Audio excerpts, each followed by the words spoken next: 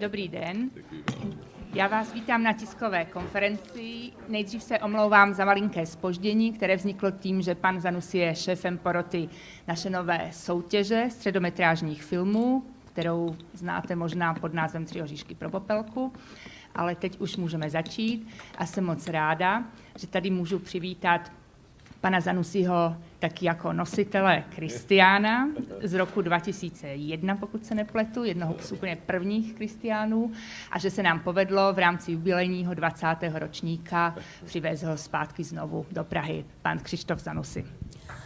Ladies and gentlemen, we apologize for the delay. Mr. Zanussi is the head of our new jury of a new section of the competition of short novella films. He has also won the Kristián Award, I believe in 2001, and we are most happy to have him back in Prague at the 20th anniversary of our festival. Co já můžem říct? Dobrý den. Já tak jsem moc rád na tom festivalu, už dvakrát jsem byl a rozumím, že jde to s překladem. Budeme mluvit anglicko-česky v téhle verzi. Já nebudu zdržovat. Pokud máte nějaké dotazy, můžete se prosím hned hlásit o mikrofon. Vzadu paní Spáčilová, pak myslím paní Míšková. Dobrý den, Mirka Spáčilová dnes. Tak já bych také ráda vyjádřila potěšení, že vás zase vidíme a dvojnásobné potěšení, že v čele tak příjemné poroty, protože přiznám se, a myslím, že nebudu mluvit jen za sebe, ale i za mnoho kolegů, že jsme v poslední době unaveni příliš dlouhými filmy, které trvají 2,5, 3 hodiny.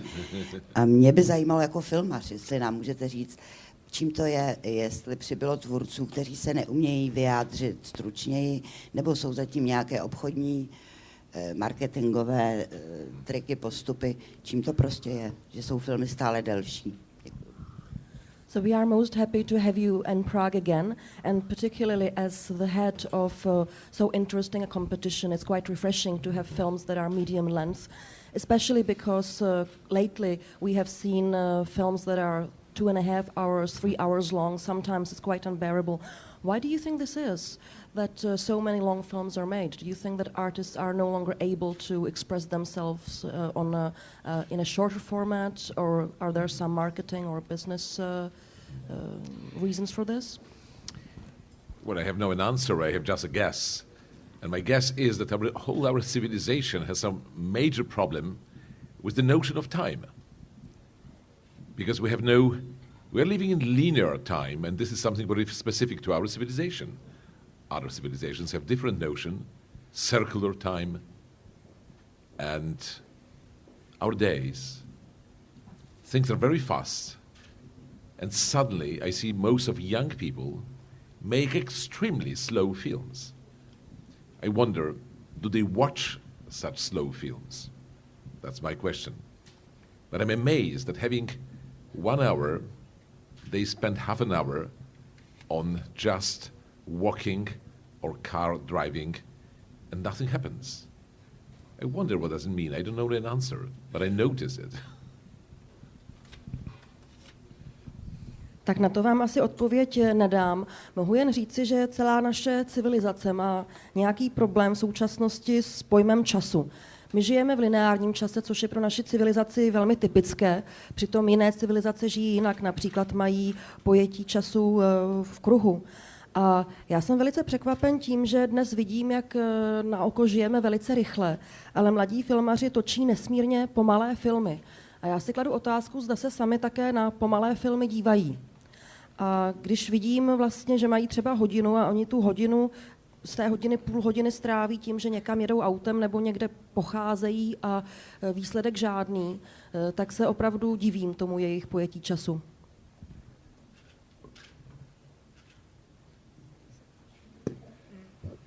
Věra Míšková, Právo, já bych tedy vlastně na tu otázku navázala další otázkou, a sice, jak je spokojen s tou přehlídkou středometrážní tvorby, kterou tady mohl hodnotit, a co si vůbec o tomto druhu filmu a jeho uplatnění myslí. A zda sám někdy točil středometrážní filmy. So this is a related question. How are you happy with the selection of films you have in the competition of novella films? And second question, have you made films of this format yourself? And how viable it is for a film of this format to have a life in, say, festivals or cinemas? Well, let me start with the second part of the question. Yes, these medium-length films are presenting the directors in a very convincing way. If I were, as a producer, to give money to the filmmaker, I would like to see his 1 hour or 40 minutes long film, because shorter films are under different jurisdiction. They have different rights. There are different mechanisms. So these films are very important. They are really announcing new talents. Unfortunately, they don't have much distribution nowadays. Only festival will take them. For some reason, televisions who should ideally show these films, they don't show them. What's a pity? When I was young, it was a necessary step for a filmmaker after film studies to make 1 or 2 half-an-hour feature films. And they were all programmed on television because at that time computer was ready to keep a slot for half an hour. Nowadays, for some reasons, people who run televisions, they believe that this is not a right format. They never asked the public about it, but they decided it arbitrarily. So this film can only be shown on festivals. Now, for the first part of the question, I don't want to have a generalized judgment because these films, I cannot compare this selection to any other selection because these films are very rarely shown anywhere. But I must say I didn't suffer too much. Some of them I didn't like at all, but some of them I did like to a big extent. So definitely this selection to me was promising. I think a couple of authors will really make films in future. They have something to say and they have elaborated some language. And that's already a lot. Definitely some other films are rather hopeless, but that's normal. Tak ten krátkometrážní film jako formát si myslím, že je velice přesvědčivý. Kdybych byl producent a měl se rozhodnout, zda investovat peníze do nějakého filmu, rozhodně bych chtěl od toho autora vidět hodinový nebo 40-minutový snímek, protože na této ploše již poznáte, co v tom autorovi je. A myslím si, že u těch krátkých filmů to nepoznáte, protože ty, tak říkajíc, spadají pod jinou správu, mají jiné mechanismy fungování a tam opravdu nepoznáte, jaký má ten tvůrce jazyk. Ovšem problém je u těch krátkometrážních filmů s distribucí, protože do kin se dostanou se vlastně jenom na festivaly. A co je překvapivé, že je nevysílají televize. Tomu opravdu nerozumím, protože já, když jsem začínal, tak mladý tvůrce po absolutoriu filmové školy vlastně musel vytvořit 1 nebo 2 30-minutové snímky, které se potom vysílaly v televizi, která pro ně měla programová okna. Dnes už tato programová okna v televizi nejsou. Nevím proč, protože diváků se určitě asi nikdo nezeptal, zda by o tyto filmy měli zájem. Zkrátka se předpokládá, že nemají. Přitom by to bylo úplně ideální médium právě pro středometrážní film. Abych se ale vrátil k první části vaší otázky, tak já tento výběr, který je prezentován na Febiofestu, těžko mohu srovnat s něčím jiným, protože se těch krátkometrážních filmů vysílá tak strašně málo, ale mohu říci, že jsem příliš netrpěl na Febiofestu. Některé filmy se mi nelíbily, některé se mi nelíbily méně a jiné byly docela slibné. Samozřejmě některé byly naprosto beznadějné, ale zároveň už jsem objevil dost filmů slibných, u nich lze říci, že ten tvůrce už si stihnul vyvinout svůj filmový jazyk a že má co říci. Jestli má někdo další dotaz? Hlaste se, prosím, já vás fakt moc nevidím v těch reflektorech. Tady, prosím.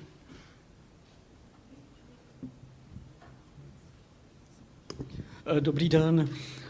Ve Vatikánu se asi před 3 roky uskutečnilo světové setkání kulturních pracovníků a vy jste o tom hovořil teda také na Píseckém festivalu, pokud si vzpomínáte. A tak by mě zajímalo, jaké důsledky té konference světové vlastně byly nejenom pro kinematografii, ale vůbec pro vnímání kultury v současném světě. Děkuji. You were in Písek some years ago, and you were describing a international meeting in the Vatican of people active in culture and the arts. So, what are the results, if any, of this international meeting, not only for cinema, but for our perception of culture at large? I expect that you are an experienced person, so you know that conferences have no visible consequences ever. Did you see any conference that had any real impact on history, except Munich conference or Yalta Treaty, but regular cultural events? They leave just a little shadow. And I think there was such impact, most of all on the Church, Catholic Church itself, more recognition for contemporary art. And this Vatican Commission for Culture, just 2 weeks ago, we had a meeting which was about youth culture and the language of the Church, because they don't meet at all. And the question is, should Church try to adjust the language to the habits of the youth perception, or should Church try to educate youth to accept different language? It is a very abstract question. Nothing can be decided. But this process may be described and maybe somehow observed. And that's the whole impact of such conference. Nothing more can be expected. Vaše otázka prozrazuje, že jste člověk zkušený, proto se vás zeptám, jestli si myslíte, že někdy nějaká konference měla viditelné, hmatatelné výsledky. Žádná konference nemůže hmatatelné výsledky mít, snad kromě konference mnichovské nebo kromě setkání v Jaltě, ale konference o kultuře mohou jen vrhnout jakýsi malý stín. Co se týče vlastně té Komise katolické církve, tak já jsem se nedávno zúčastnil jejího setkání, kdy se mluvilo o současném umění. A ta komise pro kulturu se zabývala právě kulturou mladých a jazykem církve, které se nepotkávají. A otázkou bylo, zda přizpůsobit jazyk církve jazyku mladých, anebo zda naopak mladé vzdělávat, aby se naučili mluvit jazykem církve. Je to otázka velice abstraktní, ale myslím si, že její posouzení je velice důležité. Ne ovšem v tom smyslu, že bychom mohli okamžitě očekávat nějaké viditelné výsledky. Tady je dotaz, prosím. Armenian European magazine based here in Prague, so my question will be connected with Armenia. This year the Golden Apricot Film Festival celebrates its 10th anniversary. You were one of the directors who got the main prize, Parajanov's Taler, back in 2006. I would like to know, what does this prize mean for you, and any impacts of Parajanov himself or the Taler? Thank you. Otázka se týká Arménie. V tomto roce bylo 10. výročí festivalu Zlatá meruňka, kde jste získal jedno z nejvyšších ocenění, cenu Parajanova. Chtěla jsem se zeptat, co pro vás tato cena znamená. Well, definitely was a very nice and very pleasant prize. And I happen to know Parajanov in person. And I was one of 12 Polish directors who were smuggling Sayat Nova to the West. Each of us one reel in our luggage going from Soviet Union. I'm very proud of that. Sayat Nova reached the West due to my luggage and my risk in front of the custom officer, whom I was ready to lie that this is my own film. Anyway, I hope I will be this year at your anniversary. I know that Mr. Balayan, who is also Ukrainian Armenian, will run a kind of film masterclass, and I will join it. So I expect to be in Armenia a couple of times. As you know, we have in Poland very big diaspora of Armenians, and we have been living together for centuries, and was extremely friendly coexistence, mostly in the city of Lvov, which is now in Ukraine. And as you probably know, or maybe not, in many Polish families, people were very much wishing to have one Armenian family member, because it was believed that then children have beautiful eyes, what was very desirable.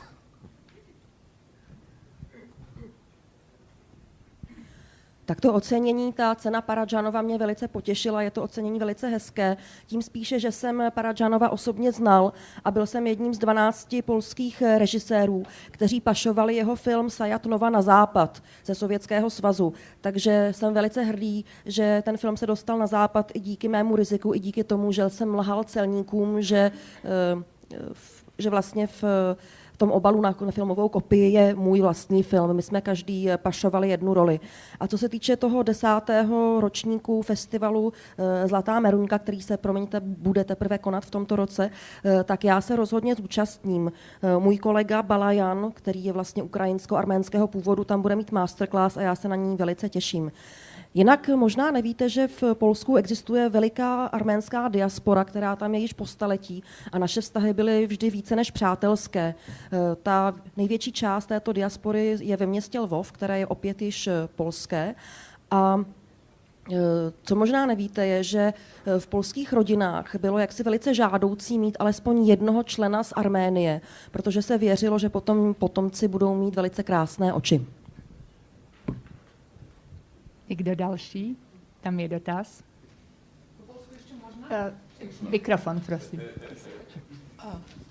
Więc tak, kiedy myśmy się pierwszy raz zetknęli, co było w pięknych latach Martial Law, to warsztat w szkole filmowej był poważny. I do warsztatu należy się, jak krótko można coś tam trzymać, zanim widz jednak zdechnie z nudów, prawda?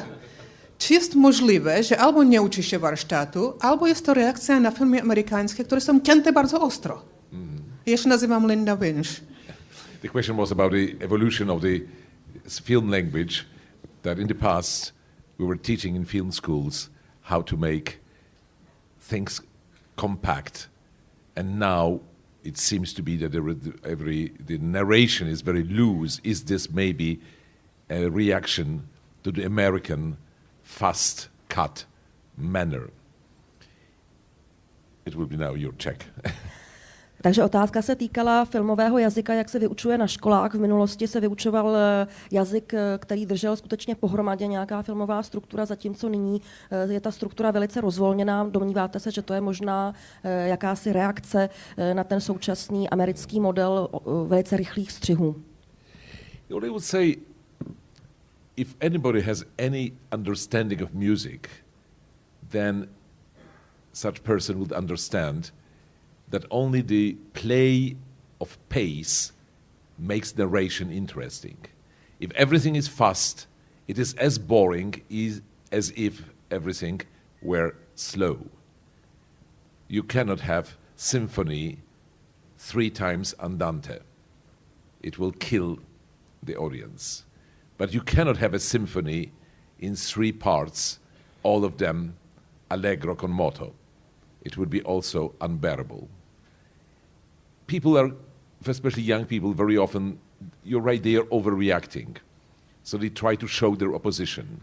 So when they think that fast cut is boring, they may slow cut and it is also boring. Only when you know how to play contrast of pace between fast and slow, you become a real artist. And that's what we are missing very often. But it is true that today film language is very democratically accessible. Anybody can make a film, whoever has a cell phone. So people don't want to learn, and they have this problem lecturing in many film schools. Students simply refuse, say, don't teach us, we don't need it. We know already. And they rather like to talk about politics, ecology, slow food and such things, but not very much about editing.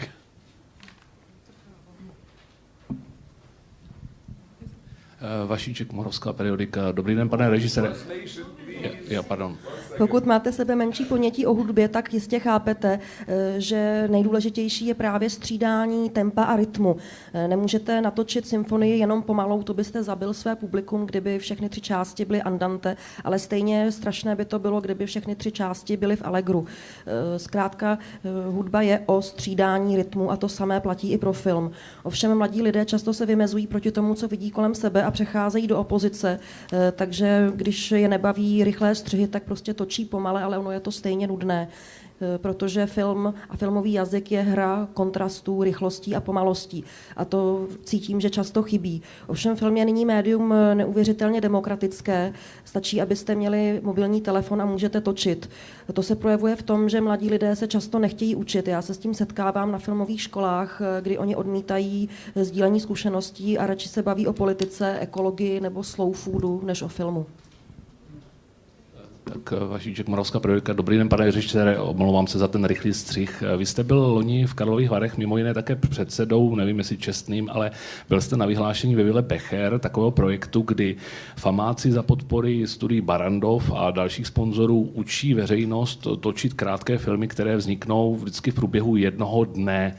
A mimo jiné tam teda byl i projekt 13. pramen o nějakém fantomovi, který lije becherovku do pramenů a pak jsou všichni ožralí v Karlových Varech, a nebo o tom, jak někdo očaroval pana Malkoviče tady v hotelu Mandarin předloni. Tak jak to vypadá třeba v Polsku nebo ve Francii nebo v USA, v jiných zemích, jestli jste se setkal teda někdy být jako nějaký člen poroty nebo čestný host s tím, jak učí vlastně studenti státní filmové školy, veřejnost a jaké úrovně byly ty práce. Děkuju. You were in Karlovy Vary some time ago, and you were head of a section where the film students from FAMU, together with Barrandov Studios, had a project where they were teaching the public to make short films in the course of one day. The public made films like the 13th Spring or a film about Mr. Malkovich being robbed in one of Prague's hotels. So the question was if you could compare your experience from Poland, from France and from the USA, are there any similar projects there of students teaching the public? No, I think this was the Karlovy Vary and Barrandov project was pretty original. However, film is very commonly taught nowadays everywhere, and people who learn how to make films don't intend to make films professionally, but just want to make better amateur films. I have some experience in Far East. Last year I was holding, already for the 3rd time, a seminar for Asian filmmakers organized in Korea, in Busan, by Asian Film Academy. And I must say there is a noticeable difference of subject matters that Asian filmmakers are proposing, and they're usually far more human and far more emotional than projects we have in Europe. In the States, I've been lecturing at Columbia University quite recently. Some projects were interesting, but practically in the past, in Columbia, 70% of students were Jewish. Today, 70% are Chinese. So this is a bit of difference, because I feel cultural difference with the Chinese today.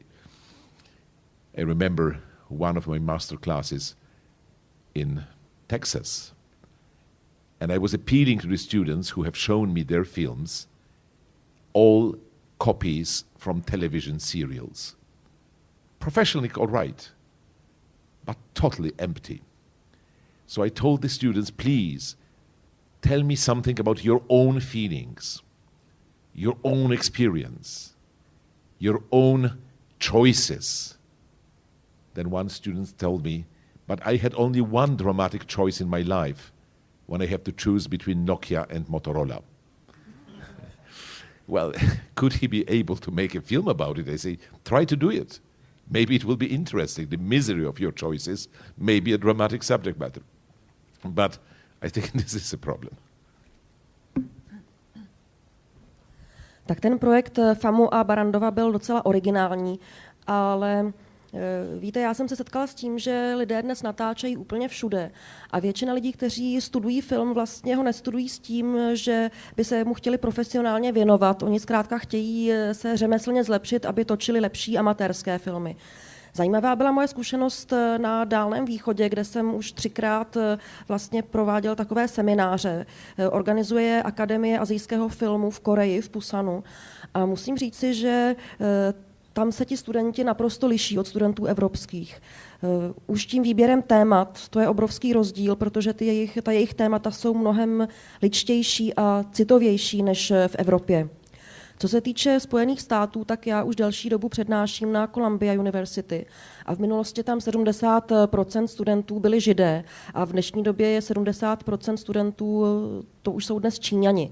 Čili já tam vidím tu změnu velice silně a tam opravdu cítím kulturní rozdíl.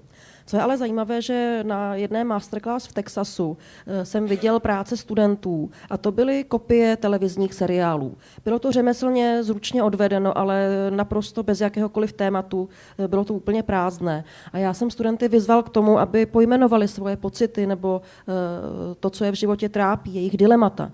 A jeden student vstal a řekl, no jo, ale moje jediné životní dilema byl výběr mezi Nokií a Motorolou. Já nevím, jak o tomhle točit. A já jsem ho vyzval, aby právě o tomhle se snažil točit, že možná tady je ten dramatický příběh toho, že jeho životní mizérií je právě to, že nemá jiná dilemata. Pokud má ještě někdo možná poslední dotaz, last question, tady vepředu. Den, Tomáš Bouček, TV Pohoda. Já se chci zeptat, jak si stojí polský film ve kinou distribuci. Děkuju vám. What is the situation of Polish cinema in distribution, in national release?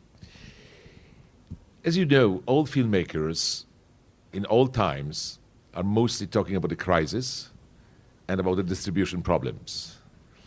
I've spent 50 years in this industry and I was always complaining that things are going badly and distribution is hopeless. But in fact, the numbers are saying some optimistic things. Polish cinema has very good following comparing to other countries, comparing to Germany, which is really hopeless, but even comparing to France, where French film is always very loved by French people. But people in Poland, they complain about Polish films, but they watch them. So that's for us quite important. We have more problem with television. Television doesn't show enough Polish films, and they usually show old films, and they don't like to pay for the new films. But generally speaking, I don't want to complain because I know the future may be much less good than it is now. So I think let us be happy that at least half of Polish production find some following with the audience, so it's not too bad. Víte, filmaři úplně v každé době vždycky mluví o krizi a také si vždycky strašně stěžují na problémy s distribucí, která je podle nich katastrofální. Já točím filmy už 50 let a už 50 let si stěžuji na distribuci. Když se ale podíváme na čísla, tak zjistíme, že vlastně jsou docela optimistická. Zvláště ve srovnání s Německem nebo s Francií. Francouzi ti se svému filmu vyloženě vysmívají, zatímco Poláci si na něj stěžují, ale v zásadě na něj docela chodí, což je optimistické. Jiná situace je bohužel v televizi, kde se filmů promítá málo a většinou ty staré, protože televize z nějakého důvodu není ochotná platit za nové filmy. A já bych si tady stěžoval docela nerad.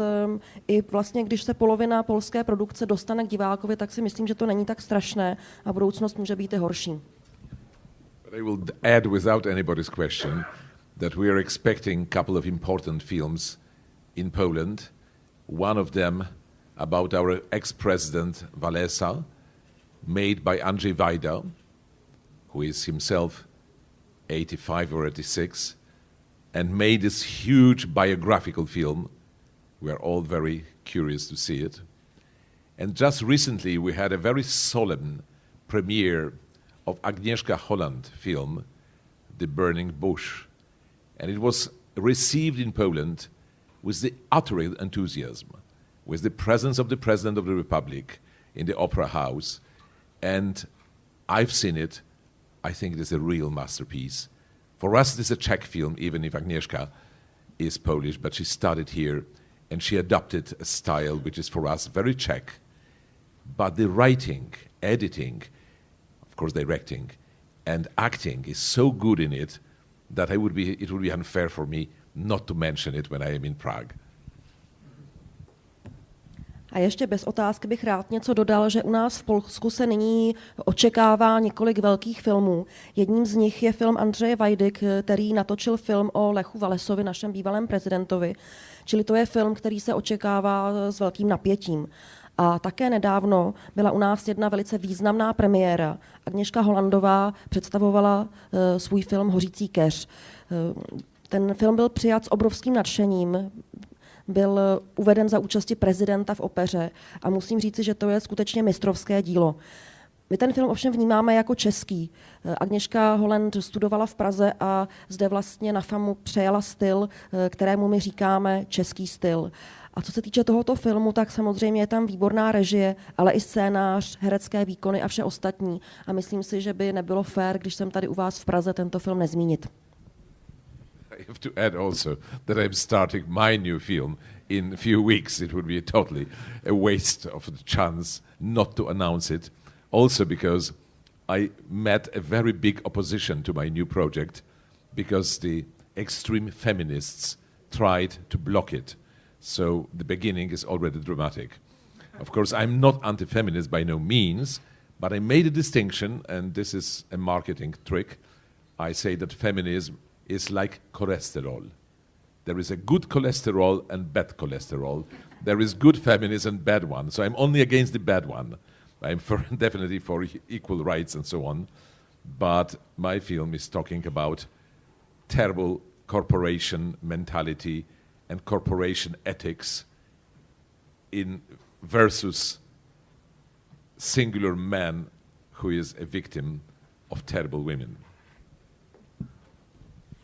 A já tedy vlastně využiji této příležitosti, bylo by škoda jí propásnout, abych mohl oznámit i svůj film, který začínám natáčet. Ten film už se setkal ve stádiu vzniku s velkou opozicí, protože jak si namíchl extrémní feministky. Já, abych to uvedl na pravou míru, já rozhodně nejsem antifeminista, ale rozlišuji tady. A možná, že jsem to oznámil jako takový marketingový tah, já totiž to přirovnávám k cholesterolu, že stejně jako existuje dobrý cholesterol a špatný cholesterol, tak existuje dobrý feminismus a špatný feminismus. A já jsem jenom proti tomu špatnému. Samozřejmě jsem za rovná práva, rovné příležitosti a tak dále. A ten můj film se věnuje korporátní etice a mentalitě, která je příšerná a kde vlastně šikanují mladého muže a šikanují ho příšerné ženy. Děkuji panu Zanussimu za to, co jsem se chtěla zeptat. Děkuji vám a uvidíme se zase zítra. Thank you very much.